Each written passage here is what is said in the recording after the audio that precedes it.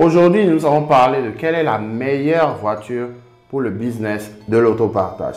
Salut à tous et bienvenue sur la chaîne du salariat à l'entrepreneuriat.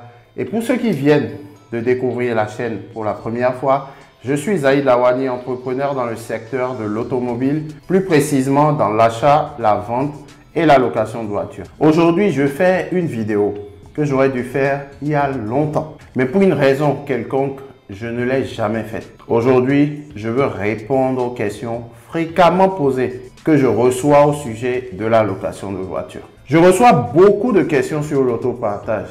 Passons donc en revue certaines des questions qui me sont fréquemment posées. Je vais vous parler de 3 types de véhicules que vous ne devez pas louer. Parce que ceux qui sont en agence peuvent tout louer en réalité. Mais vous qui utilisez uniquement que les plateformes d'autopartage, je ne vous conseille pas ces 3 types de véhicules. Le 3e type de véhicule est même le plus important à connaître parce que beaucoup font cette erreur-là de vouloir louer ce type de véhicule. Nous avons tous besoin de carburant dans nos voitures pour nous déplacer. Car comme le prix de l'essence ou du gasoil augmente partout dans le monde, les gens commencent donc à paniquer. Est-ce le moment d'acheter un véhicule électrique? Maintenant, je vais passer en revue certains points de l'aspect mécanique, aussi l'aspect concessionnaire. Si vous deviez acheter un véhicule électrique, je vais être totalement honnête, j'aime les voitures électriques. Je suis donc pour l'électrique et je pense que c'est l'avenir. D'ailleurs même, ça coûte moins cher de rouler à l'électrique. Donc restez jusqu'à la fin de la vidéo pour savoir l'erreur à ne pas commettre. Pour ceux d'entre vous qui ne savent pas qu'est-ce que Getaround et Wecar, ce sont des plateformes de partage de voitures, un peu comme Airbnb l'est pour l'immobilier. Vous achetez une voiture, vous louez cette voiture à des particuliers. Vous pouvez aussi louer votre voiture personnelle. Vous la louez et vous gagnez de l'argent dans le processus. Maintenant, à première vue, cette activité semble être un modèle commercial très facile. Je veux dire, si vous possédez une voiture, alors il suffit de la louer et gagner de l'argent. Mais le fait est qu'il y a en réalité beaucoup plus de complications que cela. Et cela peut être difficile d'avoir une entreprise prospère sur les plateformes d'autopartage. J'ai réussi à créer une entreprise de location relativement prospère. Je dirais au cours des 5 dernières années. J'ai listé plusieurs dizaines de voitures sur les différentes plateformes. J'ai actuellement une flotte variée et très active. J'ai réalisé un chiffre d'affaires à 6 chiffres sur plusieurs années consécutives grâce aux plateformes d'autopartage. Et cela a été une très bonne initiative pour moi. Donc aujourd'hui, avec mon agence de location de voitures, je peux me permettre de dire de manière légitime que je connais les tenants, les aboutissants du métier. J'ai appris énormément de mes erreurs au fil des années. Je me suis beaucoup formé et je continue toujours d'ailleurs. Aujourd'hui, j'ai les meilleures astuces et stratégies pour gagner beaucoup d'argent dans le business de la location de voitures. La première question que je reçois assez fréquemment est qu'il s'agit de savoir si vous avez besoin d'une société pour commencer l'autopartage. La réponse est simplement non. Il n'est pas nécessaire d'avoir une société pour démarrer sur Getaround ou Wecar. Vous pouvez le faire en particulier. En fait, au départ, vous n'avez pas du tout besoin d'une société. Il y a une grande différence entre avoir besoin et en avoir envie. Le fait est que c'est une activité qui, à mon avis, comporte plus de risques inhérents que d'autres activités. Par exemple, si vous démarrez une activité parallèle en tant que freelance, je vous dirais que non. Vous n'avez pas du tout besoin d'une société. Mais avec la location de voitures, cela peut devenir un peu risqué. Si vous avez un certain nombre de véhicules, parce qu'il y a beaucoup de responsabilités en jeu pour vous en tant qu'hôte, oui, c'est vrai que vous êtes couvert par l'assurance des plateformes. Mais il y a toujours la possibilité que l'assurance, pour une raison ou une autre, refuse de prendre en charge certains dégâts. Supposons, je touche du bois, mais que Dieu nous en préserve, que votre locataire a un accident et qu'il blesse quelqu'un ou détruise le bien de quelqu'un ou même qu'il est mort d'homme. Si la plateforme, pour quelque raison, refuse cette réclamation, vous pourriez en être responsable. Et si vous n'avez pas de société, il y a toujours une chance que vous soyez poursuivi personnellement. vous risquez de perdre votre maison. Cela dit, si vous voulez faire quelque chose de sérieux, je pense qu'il soit nécessaire d'en avoir une. En fait, je n'ai pas créé ma société avant d'avoir mes 10 premiers véhicules, c'est-à-dire en 2019. J'ai transféré tous mes véhicules personnels sur la société. Avez-vous besoin aujourd'hui d'une salle, d'une SAS, d'une SASU? Cela dépend de vous. Je pense que vous devez lancer une société si vous voulez faire quelque chose de sérieux dans la durée. Non seulement pour des raisons de responsabilité, mais aussi pour des raisons fiscales. Oui, parce qu'il y a des intérêts à être en société. Mais je vous conseillerais également de consulter un comptable à ce sujet, car malheureusement, je ne suis pas un expert, même si je connais la matière. Je ne pourrais vous prodiguer des conseils juridiques. La prochaine question que l'on me pose est la suivante. Quelle est la meilleure voiture pour l'autopartage? Il s'agit d'une question sur laquelle je ne peux pas répondre dans une seule vidéo car je m'éterniserai ici. J'ai donc vraiment développé mon entreprise en utilisant une variété de voitures. Je suis parti de véhicules standards en passant par des monospaces, des utilitaires aux véhicules premium. Aujourd'hui, j'ai une autre approche du business. La majorité de mes voitures sont achetées quasi neuves, 0 kilométrage pour la plupart, parce que je ne tiens pas à plomber toute ma rentabilité en faisant des réparations tout le temps. À la revente, même après 4 années d'utilisation, le véhicule ne devient pas une épave. On peut toujours en tirer un montant considérable vu le prix auquel les véhicules sont vendus aujourd'hui. Mais le fait est que chaque choix de véhicule est vraiment dicté par l'endroit où vous voulez opérer. En un mot, si vous vivez dans une région touristique et vous vivez dans une région non touristique, vous n'avez pas les mêmes besoins. Cela varie vraiment d'une ville à une autre. Et c'est pour cette raison que vous devez faire une étude de marché approfondie dans la zone de chalandise dans laquelle vous voulez opérer. Je pense que c'est le prix auquel vous achetez votre véhicule qui est le plus important pour l'activité dans laquelle nous sommes. La valeur marchande d'un véhicule ne doit jamais être votre prix d'achat. Voilà pourquoi j'insiste sur le fait que vous devez savoir acheter vos véhicules 40% moins cher. Vous devez faire de bonnes affaires et acheter des voitures qui gardent leur prix. C'est le type de véhicule que vous voulez acheter pour votre business. Vous qui utilisez uniquement que les plateformes d'autopartage, je ne vous conseille pas ces 3 types de véhicules. Le premier type de véhicule que vous ne devez pas louer et dont moi-même j'ai fait les frais, mais vu que j'ai ouvert mon agence et que je fais de la publicité moi-même sur les réseaux sociaux, j'arrive quand même à rentrer dans mes chiffres, c'est les Mercedes. Vous savez, moi j'adore les Mercedes et je trouve même que c'est l'un des meilleurs véhicules qualité-prix dans des véhicules premium, ok? Mais quand on veut faire de la location de voiture avec les plateformes d'autopartage, on ne regarde pas ses envies. On regarde plutôt ce que le marché demande. Et pour mettre en avant cela, je vais prendre mon propre cas. J'ai moi-même acheté plusieurs Mercedes, dont une qui est actuellement encore sur la plateforme Getaround. Mais pour vous dire vrai, plus de 70% des réservations qui me parviennent sur ce véhicule viennent de publicité Google, viennent de publicité sur les réseaux sociaux en un mot. Donc si vous êtes à vos débuts sur les plateformes d'autopartage, les Mercedes sont des véhicules à éviter parce que non seulement elles ne prennent pas le boîtier Connect, et vu qu'elles ne prennent pas le boîtier Connect, la plateforme Getaround par exemple ne met pas ce type de véhicule en avant. Ils préfèrent mettre en avant les véhicules qui sont en boîtier Connect. Donc évitez la marque Mercedes. Mais Mercedes particulièrement à ces pièces qui coûtent très cher.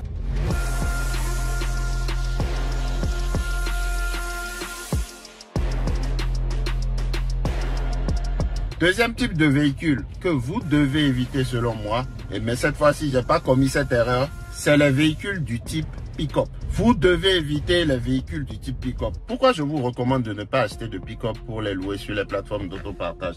Premièrement, parce que les gens les louent pour faire des déménagements. Et qui dit déménagement dit que le véhicule pick-up est adapté à un certain poids. Donc des gens vont vous louer votre véhicule, vont mettre des réfrigérateurs, des meubles, des choses qui pèsent vraiment lourd. Ils vont utiliser le pick-up pour faire des déménagements. Donc, évitez ce type de véhicule, sinon vous allez acheter un véhicule qui va être très vite endommagé. Le pick-up n'est pas fait pour faire un déménagement. Il y a des véhicules adaptés au déménagement. Et parce qu'ils ne veulent pas payer cher le véhicule adapté au déménagement, ils vont vous louer votre pick-up. Votre pick-up va être utilisé pour prendre des meubles lourds et à la fin, il va être très vite endommagé. Pour éviter de se retrouver dans une situation de si je savais, je vous conseillerais de ne pas louer de pick-up. Donc en récapitulatif, conditions de location non respectées par ceux-là qui louent votre pick-up, ils vont en un mot détruire votre véhicule. Vous aurez des problèmes de suspension très rapidement, des problèmes même électriques parfois parce que à force de traîner un autre véhicule, certaines personnes vont se retrouver avec le câble de l'autre véhicule qu'ils ont drainé coincé à l'intérieur. Ils n'auront pas la patience de pouvoir le retirer. Ils vont juste sectionner un de vos câbles. Donc vous aurez des problèmes d'alimentation, sans parler du poids des meubles pour ceux-là qui vont utiliser votre véhicule pour du déménagement. Évitez simplement les pick-up.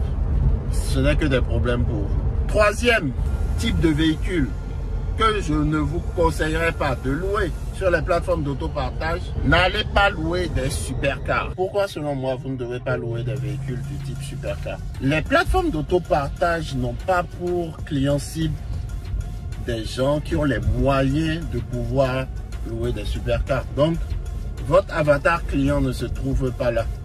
Pourquoi, selon moi, vous ne devez pas louer ce type de véhicule? Tout simplement parce que c'est des véhicules qui coûtent excessivement cher. En moyenne, elles coûtent dans les 150 000 € minimum. Donc, pourquoi aller se mettre une Ferrari ou une Lamborghini ou une Bentley sur la tête pendant que vous-même vous êtes conscient que ce n'est pas le type de client que vous voulez qui se traîne sur les plateformes d'autopartage? Si je prends par exemple l'assurance qui est en partenariat avec GetAround aujourd'hui, ils sont limités juste à 50 000 € par véhicule. On exclut les Tesla. Vous n'avez pas d'assurance adaptée à ce type de véhicule et les plateformes d'autopartage pour la plupart se limitent à 50 000 € en valeur de dédouanement. Ça veut dire que si votre véhicule est économiquement non réparable, le maximum que vous recevrez de la compagnie d'assurance sera 50 000 €. Avec les plateformes d'autopartage, je décourage complètement toute personne qui voudrait se lancer de commencer avec une supercar.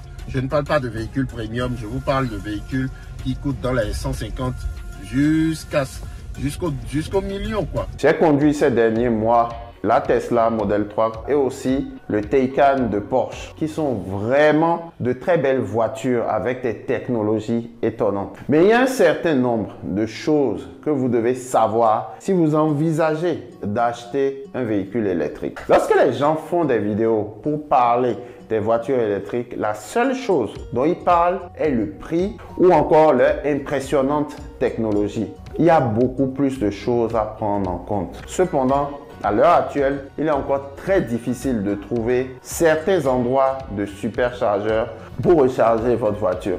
J'ai effectué un voyage tout dernièrement de 5 heures de temps où j'ai pu constater qu'il me fallait plusieurs arrêts pour maintenir l'autonomie du véhicule. J'ai eu du mal à trouver des stations de recharge à certains endroits. Donc, si vous vivez dans une zone un peu isolée, c'est quelque chose que vous devriez certainement considérer. Nous allons maintenant aborder la question du prix de l'électricité par rapport au carburant. Même si c'est moins coûteux, vos factures d'électricité vont probablement augmenter de quelques centaines d'euros. Ce n'est pas complètement gratuit. Mais disons que vous achetiez une Toyota Camry allant jusqu'à entre 40 et 50 000 €. La Camry en moyenne consomme, je pense, un peu entre 2 000 à 3 000 € par an de carburant, sans compter l'assurance. L'assurance sur les Tesla est très chère parce qu'ils n'ont pas beaucoup de pièces de rechange. Donc quand elles sont touchées, elles sont souvent détruites. Votre assurance est donc généralement beaucoup plus chère pour une voiture électrique que pour une voiture ordinaire. Je sais que beaucoup de gens pensent que l'entretien est bon marché parce que vous n'avez pas à vous soucier du changement d'huile ou de choses comme ça. Dans mon Audi par exemple, je pense que j'ai fait la vidange tout récemment et je n'ai eu qu'un seul changement d'huile. Donc ce n'est pas si mal. Je pense que j'ai payé 300 € chez le concessionnaire. Si vous possédez une voiture ordinaire, une centaine d'euros suffira. Donc il y a une si grande marge. Mais je voudrais mettre l'accent sur le fait que les voitures électriques de première génération et les véhicules hybrides et certaines Tesla ont de gros problèmes quand il s'agit de remplacement de la batterie. Beaucoup de fabricants ne sont pas prêts à honorer leurs engagements, à donner une garantie ou à échanger un certain nombre de pièces, ce qui les oblige à remplacer la batterie. Maintenant, il y a certains propriétaires de Tesla avec moins de 100 000 km. Lorsque la batterie de leur voiture, on ne charge que jusqu'à 60%, ils veulent tout remplacer. Alors qu'il faut 10 000 à 20 000 € pour remplacer les batteries d'une Tesla. Ce qui est un montant quand même énorme pour une batterie. Mais vous savez, hormis tout ce que je viens de vous citer plus haut, comme je l'ai dit, les voitures électriques sont d'un exploit technologique incroyable. C'est donc une chose que vous devez prendre en compte. Si vous envisagez d'acheter une voiture électrique, si vous faites fréquemment de longs voyages, c'est quelque chose à prendre vraiment en compte et en considération. Mais comme je l'ai dit, ça dépend complètement de vous. Je pense que les véhicules électriques sont le futur. C'est quelque chose que nous devons accepter. Vous savez, je suis certain que maintenant, les grands constructeurs vont mettre de plus en plus de nouveautés sur le marché, ce qui va accélérer la technologie. Regardez vous-même le prix du carburant aujourd'hui avec la guerre en Ukraine. Comme je l'ai dit, la nécessité est la mère de toutes les inventions. Et maintenant que le carburant devient de plus en plus cher, ça va inciter de plus en plus de gens à vendre leurs anciens véhicules et à acheter des voitures électriques. Si vous louez vos voitures sur Getaround Car, vous devez lire les conditions de location. J'en ai parlé dans de nombreuses vidéos, mais vous devez comprendre les règles et ce que vous devez faire avant de louer votre voiture. Et encore une fois, vous devez savoir quand et comment vérifier vos voitures. Vous devez connaître les paramètres dont vous avez besoin pour louer votre voiture à un client spécifique. Le fait est que ces plateformes ne sont pas vos amis. Ils suivent leurs propres intérêts. Et comme je vous l'ai déjà dit dans l'une de mes vidéos précédentes, le business de l'autopartage est un excellent moyen de gagner de l'argent. Mais ne va jamais vous rendre milliardaire. C'est à vous de l'exploiter comme levier pour pouvoir bâtir un patrimoine basé sur un montage SCI, holding et tout ça. Mais si vous êtes paresseux à la tâche, si vous ne lisez pas les conditions d'utilisation, alors vous vous mettez dans de très mauvais draps. La vérité est que peu importe le succès de votre flotte, peu importe le nombre de voitures que vous avez, peu importe l'argent que vous gagnez, vous n'êtes pas propriétaire des plateformes et par conséquent, vous n'aurez jamais le contrôle absolu sur votre propre entreprise. C'est une excellente façon de gagner de l'argent pour quelque chose de plus grand et de meilleur. C'est une excellente façon d'ouvrir plus de possibilités, plus de portes pour vous-même. Voilà, ce sera tout pour cette vidéo. Si vous avez des questions, s'il vous plaît, mettez-les dans la section commentaires. Je répondrai personnellement à chaque question. Si vous avez des questions sur le business de la location de voitures, le financement, la création de votre société de location de voitures, l'achat et la vente de voitures, je suis là pour vous aider. Merci d'avoir suivi cette vidéo. Si vous avez apprécié le contenu, appuyez sur le bouton j'aime et n'oubliez pas la cloche de notification pour ne rater aucune autre de nos prochaines vidéos. On se retrouve à la prochaine vidéo. Vivez, non survivre, soyons prospères.